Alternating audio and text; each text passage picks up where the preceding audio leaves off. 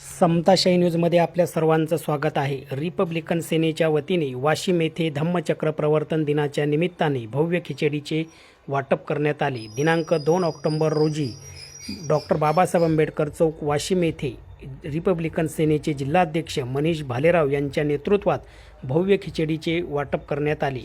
यावेळी रिपब्लिकन सेनेचे सिद्धार्थ राऊत, नागसेन पट्टेबहादूर, भूषण मोरे, राजू पुणेवाड, आरती ठोके, रवीना जाधव, संतोष इंगळे, सुभाष साबळे, रणजित अंभोरे, उमेश जाधव, अभिषेक घुगे, अनिल राठोड, मुकिंदा कांबळे, यश कंकाळ, विरपिन इंगोले, विक्की कांबळे, जीवन पडघाण, शुभम कालवे, मयूर कालवे, निलेश अवचार यांच्यासह रिपब्लिकन सेनेचे जिल्ह्यातील सर्व पदाधिकारी यावेळी उपस्थित होते.